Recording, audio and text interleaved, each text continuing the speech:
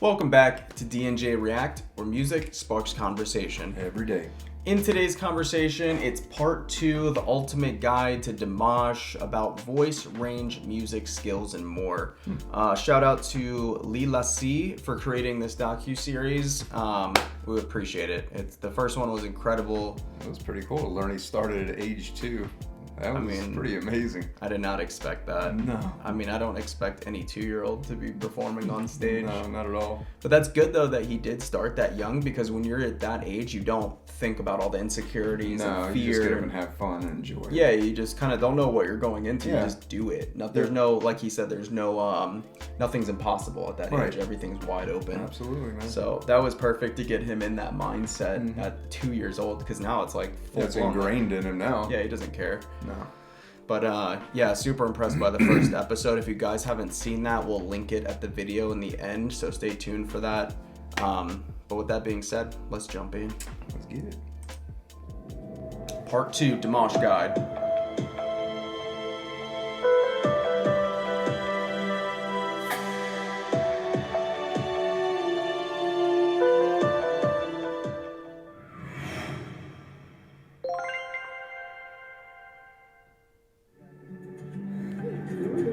Скажите, какой феноменальный голос? Вы что-то делаете? Может быть, какие-то секретные упражнения, там, задержать дыхание? Есть что-то? Да, там ничего особенного. Родился, как бы, и все. Вообще ничего особенного.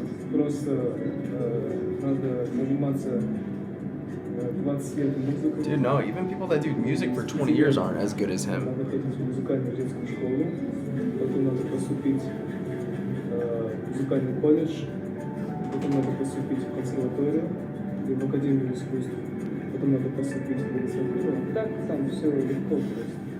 There's nothing to it, really. Bro. Well, I don't think he meant it that way. I think he meant it's not like there's something unique or special. It's just dedication, time, training, and work.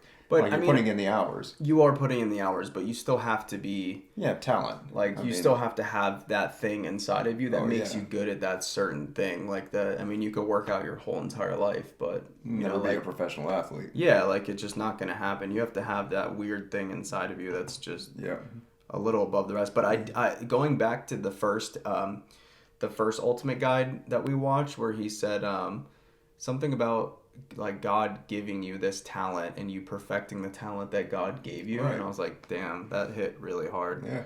Like, you basically, like, kind of like, what's the word? You were given something unique, use it. Yeah, put it like, to you work. should be ashamed if you're not using the talent that God gave you or trying to Absolutely. perfect what he gave you. It's like it's going to waste, basically. Yeah, exactly. тек әнді кульминационный моментінде шарықтау шегіне жеткен кезінде әлу барысында пайдаланамын. Мен кәдімгі тенормын. Тенор, бірақ диапазоным қазіргі таңда енді алда уақытта 5-ші октаваға дейін 5 октава болады. Вообще же обычно закрепляется за певцом некая там, да, его амплуа. Да, он баритон или он тенор. Вот кто ты? Ну, когда как. Димаш. Под настроение, да? I can do it all. Төменгі нота қайсысы? Есімде жоқ, әр кезде әртүрлі. Әр кезде әртүрлі. Ал жоғарғы? Әр кезде әртүрлі. Құпия демек. Дауыс диапазоны қанша? 6 октава, 5 октава, 6 октава деп жатқанда мен оған аса мән бермесе екен деймін. Ол тек қана менің құралым. Менің басты мақсатым адамды мына күнделікті өмірден сәл алыстатып бір ойдан құрастырылған дүниеге апарып келсем деген. He does do that, Vocal range деп айтып жатады ғой. Мен ол төңірегінде әңгіме қозғағанды қатты ұнатпаймын. Менің ең бастысы мақсатым, тілегенім, ішіндегі өнерім көрермендердің жүрегіне жол тапса деген. Сол себептен тек қана соған назар аударсам. Сенің дауыс көлемің қанша октава аласың деп. 5 октава, 6 октава. Ол 6 октавада көп болуы мүмкін. Ол мен үшін маңызды емес. Көрермендер үшін де олар маңызды емес деп білемін. ішінде ән ететін ол әнші, ал әншіні әнші ететін ол музыкалық талғам және ішкі сезім. Төменгі ноталардың қайсысын алып жатсаң да, жоғарғы ноталардың қайсысын алып жатсаң да, ол маңызды емес. No, not good. Бәрін жүрсін. Маңыздысы әдемі орындау. Ұнатқан музыкалық бағыт сәл өзгеше, ол поп жанрында жатқызуға болмайды, оны опера жанрында жатқызуға болмайды. Өйткені неоклассика, кроссовер деген бағытты дамыту, өзімді сол бағытта сынап көру үстіндемін. Бұл әндермен танымал болу өте қиын ғой. Өте қиын. What does that mean? Я закончил. I think that's just kind of what he's classifying, like His new style, genre? Yeah, his style of music, what he likes and what he's trying to convey to the audience. I see. Колледж по классу оперной пения, потом поступил в университет искусств по классу эстрадно-джазовый вокалист. Сейчас учусь в магистратуре по классу композиции.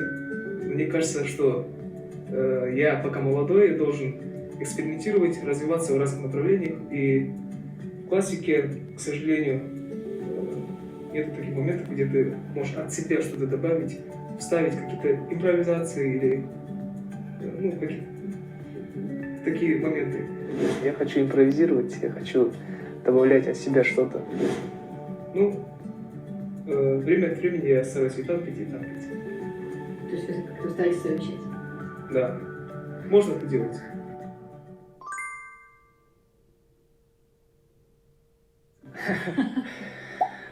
Ол мысалы музыкалық продюсирование деген ұғым бар.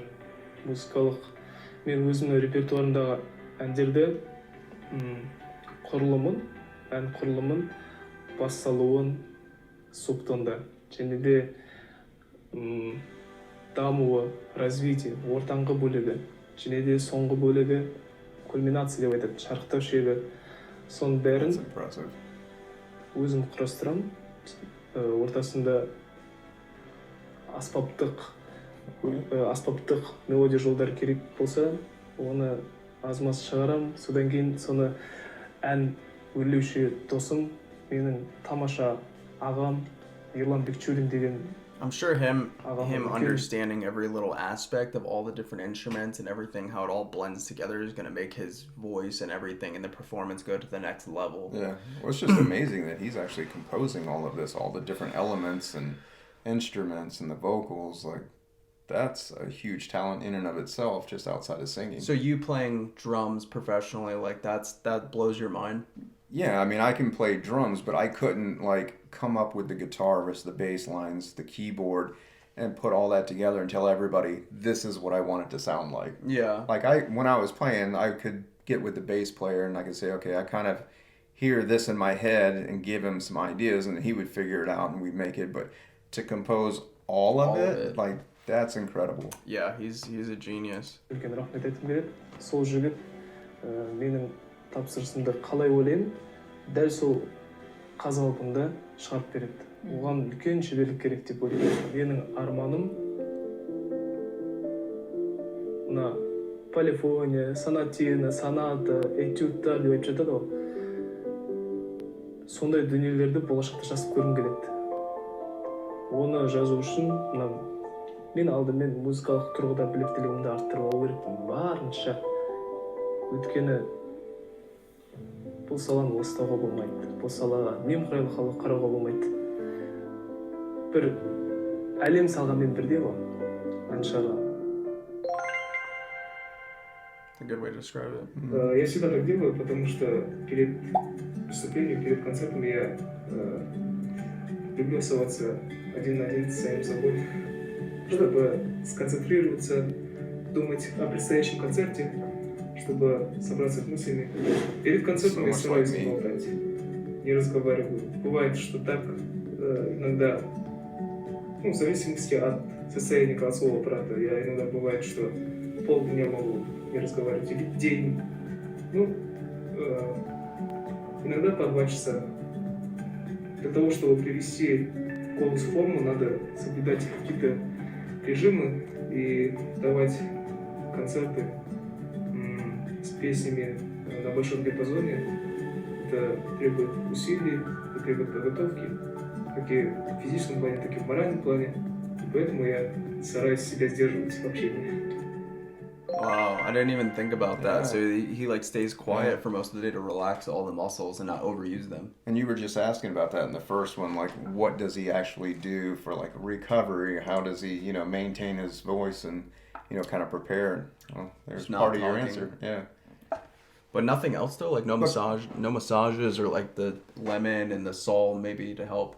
I don't know. Maybe that's something later he'll talk about, but yeah, I mean, it's kind of the same thing I used to do when I would play. Is I was kind of like the introvert, where everybody else in the band were extroverts. They were always like getting ready for the show and hanging out with everybody and drinking, partying and stuff. And I was just kind of like, I would sit back and just kind of like get in my own world and like have all the songs in my head, kind of playing through everything, what it was going to be like on stage, prepping for it, and then go out and play. And then afterwards, then I could kind of like relax and enjoy and like hang with everybody. Вы же мультиинструменталист, человек, который играет на месте. Неправда, что ли? Давайте проверим. По-моему, вы не мультиинструменталист. Нет, я не мультиинструменталист. Is he holding another instrument in his hand? Так говорят.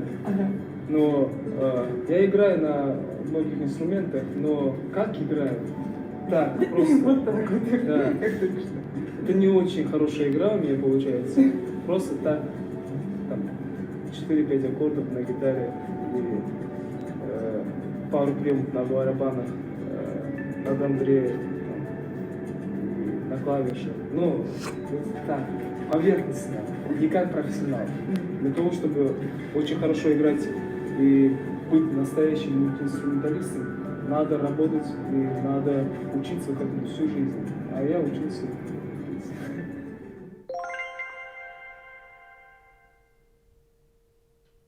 Қазіргі таңда енді концерттерде билеп жүрмін, бірақ сөздің ашығына келгенде басқа әншілер секілді биді тез меңгеріп кете алмаймын.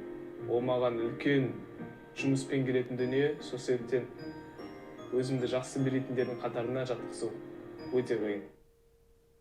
The Michael Jackson kick with that. Білмеймін енді.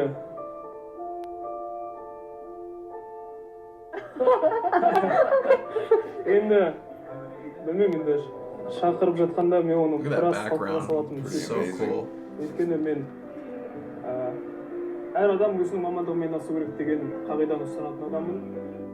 Бірақ десек те мысалы біздер кәсіби білім алған кезде колледж қабырғасында, университет қабырғасында біздер қосымша сабақ есебінде міндетті түрде актер шеберлігі сабағын оқыдық. Сол себептен білмеймін, енді ойлап көру керек жалпы.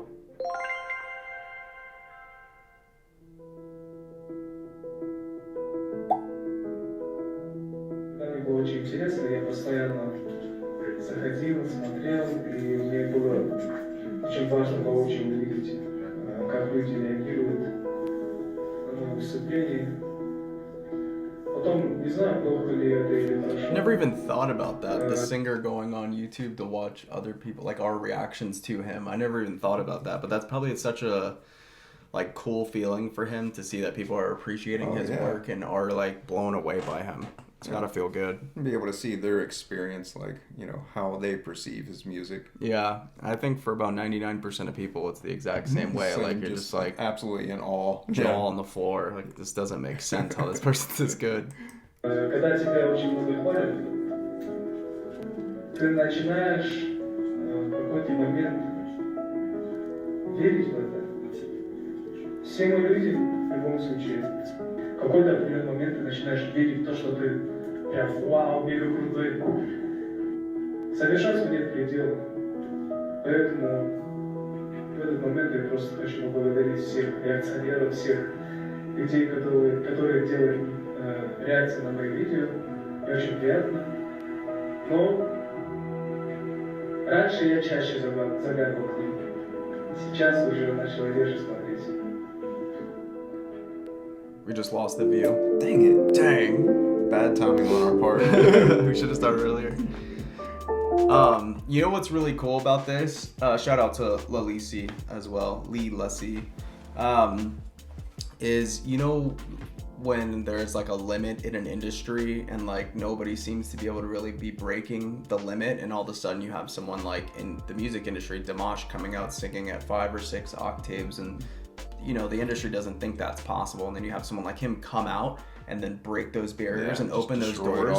And then what you'll notice is in most industries, when somebody breaks past a new record that people didn't think was possible, then all of a sudden people, like 5 people are starting to hit that record now. And like now it's just... We're following his lead. Yeah, I mean, he basically broke down the door to be, I mean, this talented. So now I feel like the younger generation's gonna come up and be like, oh, he's doing it. Like that's an actual possibility. And then they're gonna break past They'll that. Study everything he's doing, follow his lead, and try to do the same thing. Well, it was like in like our industry in the gym, like powerlifting and CrossFit and stuff. Like no one had really deadlifted 1,000 pounds before. Now you have people deadlifting 1,200 pounds. I know, it's insane. People back squatting 1,200 pounds and benching 1,500 pounds. It's like just ridiculous numbers. Nobody thought that 20, 30 years ago that you could do that, and then these guys just blow it out of the water. So it takes somebody like Dimash to break those barriers, like exponentially break those barriers, and then you see like kids that are 12 and 15 starting to hit the same level as him and then break past that. Absolutely.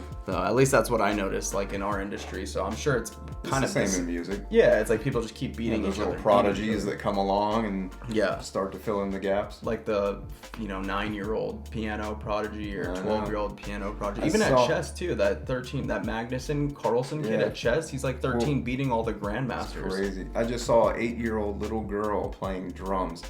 Blew my mind away. I had to send it to my brother because he's a drummer too, and he's phenomenal at drumming. But I was like, you got to step your game up. This little 8-year-old girl is kicking our butts. Yeah, they're good, man. They're starting so young. Yeah. And same thing with CrossFit, like all the lifts that I was doing and stuff that were like insane. And now these like 17, 16-year-old kids are starting to come up, but they have better technique, better training, better food intake, better recovery. They know all that like a science now, whereas back then when we started, we didn't have that. It becomes more common knowledge of how to do it. Yeah, exactly. So now all these kids are beating my records when I was like 21, 22, and they're like 16 beating it. But they have all that pre-knowledge that I didn't have. So it helps a lot, man. So I'm excited to see what kids come up and start doing now that they have this guy to look up to. Yeah. It's going to be amazing in the next 10 years. It's going to be wild. But good stuff, guys. Part 2. If you haven't seen part 1, we'll link it in the video. We appreciate you guys for watching. We're learning a ton about this guy. We're super impressed. Can't wait to see more. With that being said, make sure to like, subscribe, hit that bell notification for more. Jump over to Patreon if you want to get early access, 2 days early access to all videos, and no commercials or ads. Check that out. Like I said, 1 week for free. With that being said, we'll see you on the next one. Peace.